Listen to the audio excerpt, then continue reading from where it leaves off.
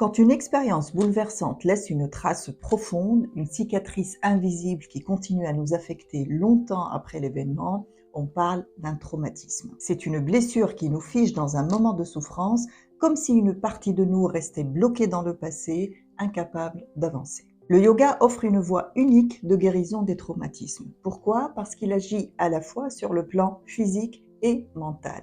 Et on sait aujourd'hui qu'il y a une forte connexion entre le mental et le corps et que les expériences traumatiques n'affectent pas uniquement notre mental, mais elles s'inscrivent littéralement dans notre corps. Dans cette vidéo, je vais vous expliquer comment le yoga agit différemment des autres thérapies pour la prise en charge des traumas. Je vais vous expliquer la relation corps-mental d'un point de vue du yoga et vous allez repartir avec des outils concrets à appliquer dès aujourd'hui. Avant d'expliquer le rôle du yoga dans la prise en charge du traumatisme, il est important d'expliquer quelques notions fondamentales du trauma et du stress post-traumatique. Contrairement à ce que beaucoup de personnes pensent, les traumas ne sont pas rares. On estime que 70% des adultes dans le monde ont subi au moins un traumatisme au cours de leur vie. Et ça peut prendre différentes formes.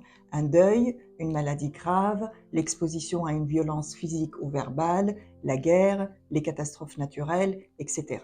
L'exposition à des traumatismes déclenche différents symptômes qui varient d'une personne à une autre.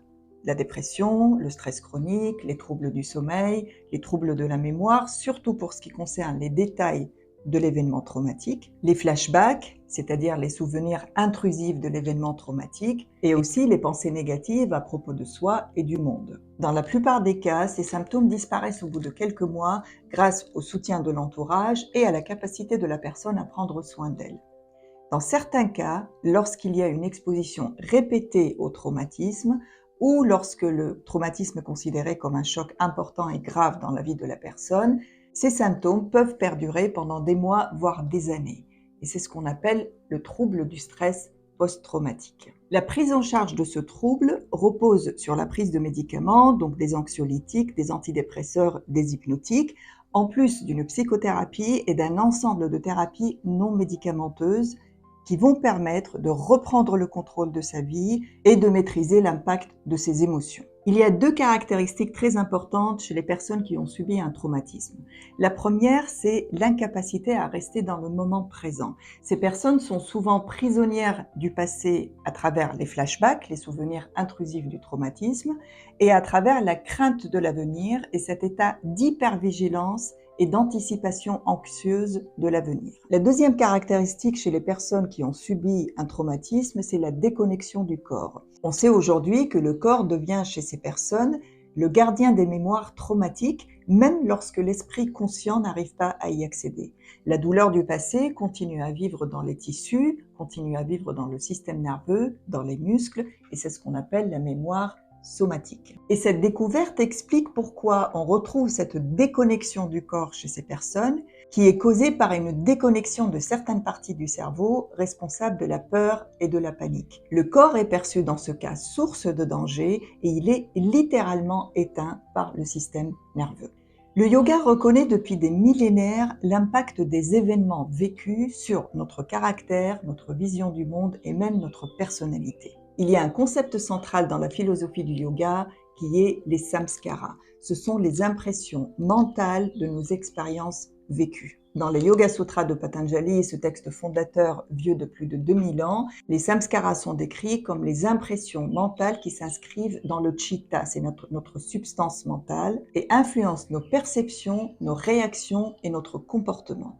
Les expériences traumatiques constituent des samskaras profonds, sur lesquels il faut agir pour pouvoir dépasser la souffrance qu'ils créent et pouvoir améliorer notre vie à tous les niveaux. Et pour y arriver, les yogis ont mis en place différentes techniques, notamment les postures, qui vont agir comme une porte d'entrée vers le mental.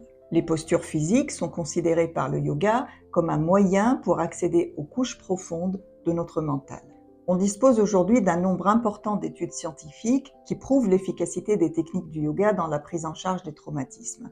Et il y a plusieurs explications pour cela, je vais vous en donner quelques-unes aujourd'hui. La première explication de l'efficacité du yoga dans la prise en charge des traumatismes, c'est le fait que la pratique des techniques du yoga permettent de rester dans le moment présent. Les personnes qui ont subi un traumatisme restent prisonnières de leur passé à travers les flashbacks, les souvenirs intrusifs, et sont très anxieuses par rapport au futur. Le fait de rester dans le moment présent permet de maîtriser ses émotions et permet de se libérer du passé et de ne plus craindre le futur.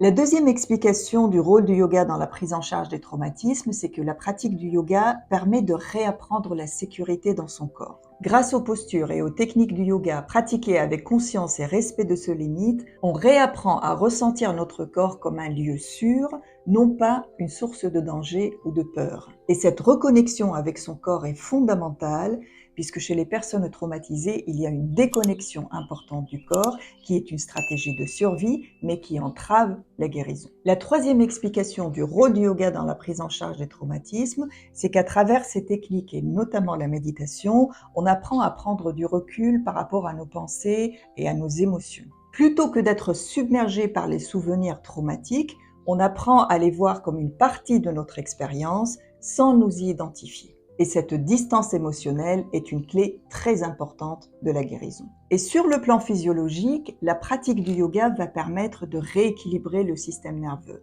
Un facteur très important de la guérison chez les personnes qui ont subi un traumatisme, puisque la pratique du yoga va permettre d'activer le système nerveux parasympathique, qui est le système responsable de la récupération, du repos et du sentiment de sécurité, et va freiner l'activité du système sympathique, qui est le système nerveux dominant après un traumatisme et qui est responsable de cette sensation de stress chronique, d'anxiété, de peur et ce sentiment constant de danger. Il y a un point sur lequel je souhaite insister, c'est que bien que le yoga soit une thérapie complémentaire très efficace pour la prise en charge des traumas, il peut réveiller des souvenirs traumatiques. D'où l'importance de nous questionner sur nos pratiques en tant que prof de yoga et yoga thérapeute et d'être formé aux approches trauma-informed et donc à l'enseignement du yoga qui prend en compte les traumas pour offrir à nos élèves un espace de pratique sécure et à nos patients un accompagnement ciblé et efficace. Si vous souffrez d'un stress post-traumatique, il est très important de consulter un professionnel de santé qui va vous orienter vers des thérapies non médicamenteuses en fonction de votre état et en fonction de votre sensibilité. Soit je peux vous donner aujourd'hui quelques techniques sécures du yoga qui peuvent vous aider à améliorer votre quotidien. Le premier conseil que je peux vous donner, c'est de pratiquer des techniques d'ancrage. Il y a une catégorie de postures dans le yoga qui vont permettre d'augmenter la connexion avec son corps et de renforcer la sensation de stabilité et de sécurité dans le corps. La posture de la montagne en est un excellent exemple. Lorsque vous la pratiquez avec conscience et en prenant en compte les sensations de vos pieds sur le sol et de votre respiration, ça vous permet de revenir au moment présent et de contrebalancer cette temporalité perturbée dans le trauma. Le deuxième conseil que je peux vous donner si vous souffrez d'un stress post-traumatique, c'est de pratiquer les postures d'ouverture de la cage thoracique, comme la posture du guerrier, comme la posture du cobra. Ces postures vont activer le nerf vague, qui est le nerf principal du système parasympathique, et vont cultiver le sentiment de confiance, de repos et de sécurité. Et quel que soit votre niveau dans le yoga,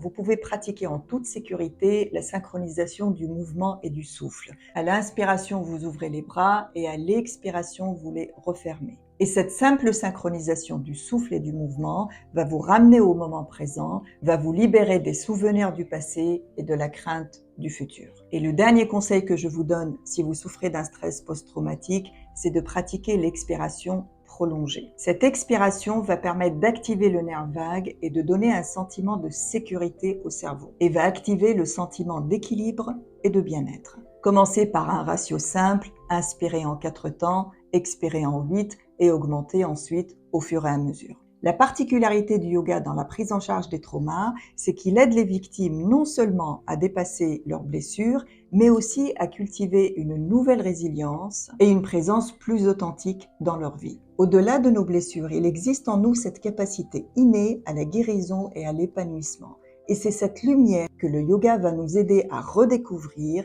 pas à pas et souffle après souffle. Merci d'avoir partagé avec moi ce moment de présence et à très bientôt.